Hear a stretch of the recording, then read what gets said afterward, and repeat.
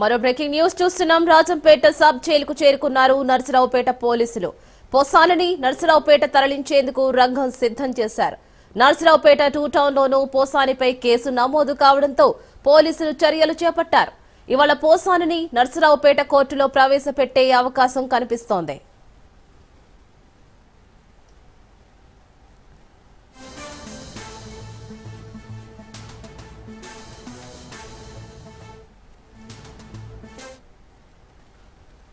మరి నర్సరావుపేట 2 టౌన్లోనూ పోసానిపై కేసు నమోదు కావడం మరి గమనార్హమనే చెప్పుకోవచ్చు. అసలు పోసానికి బెయిల్ వస్తుందా లేదా అనే ఉత్కంఠ ప్రతి ఒక్కరిలోనే ఉంది. మరి దీనిపై మరిన్ని అప్డేట్స్ మా ప్రతినిధి గుంటూరు నుంచి రమేష్ అందిస్తారు. రమేష్, రీనా, ఏదైతే మరి సినీ నటుడు పోసాని కృష్ణమురళికి సంబంధించి కూడా అటు 11 కేసులు నమోదయ్యాయి రాష్ట్రంలో.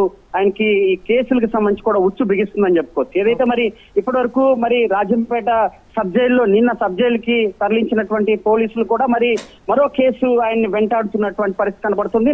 పల్నాడు జిల్లాకు సంబంధించినటువంటి నరసరావుపేట 2 టౌన్ సిఐ హైమారావుతో కలిసి వారి బృందంతో కలిసి అటు పీటీ వారెంట్ తీసుకొని కూడా ఆయనని నరసరావుపేట 2 టౌన్ కి తరలించేటువంటి అవకాశం ఉంది. ఇప్పటికే రాష్ట్రంలో 11 కేసులు ఆయన పైన నమోదైనటువంటి నేపథ్యంలో కూడా ఆయన్ని ప్రస్తుతం రిమాండ్ ఖైదీగా ఉన్నటువంటి పరిస్థితి కనపడుతుంది. సినీ నటుడు పోసాని పూర్తి స్థాయిలో 2019 నుంచి 2024 వరకు కూడా అనేక వ్యాఖ్యలు చేశాడు. అటు పవన్ కళ్యాణ్ కుటుంబం పైన కానీ, అదేవిధంగా పవన్ కళ్యాణ్ పైన కానీ, లోకేష్ చంద్రబాబు పైన తీవ్ర వ్యాఖ్యలు చేసినటువంటి పరిస్థితి కనపడుతుంది. ఈ నేపథ్యంలోనే అటు వారికి సంబంధించినటువంటి అభిమానులు కూడా ఎక్కడికక్కడ కూడా తనపై కేసు నమోదు చేయాలంటూ కూడా మరి పోలీసులను ఆశ్రయించినటువంటి పరిస్థితి కనపడుతుంది. అయితే ముందస్తుగా కూడా అనేక కేసులు రిజిస్టర్ అయినటువంటి నేపథ్యంలో పోసాని మీడియా ముందుకు వచ్చి ఖచ్చితంగా రాజకీయాలకి దూరంగా ఉంటానని ఒక ప్రకటన అయితే చేసిన తర్వాత కూడా కొంత సద్దుమణిగింది అనుకున్న తర్వాత కూడా ఒక్కసారిగా కూడా పోసానిని అరెస్ట్ చేశారు. ఏదైతే దీనిపైన కూడా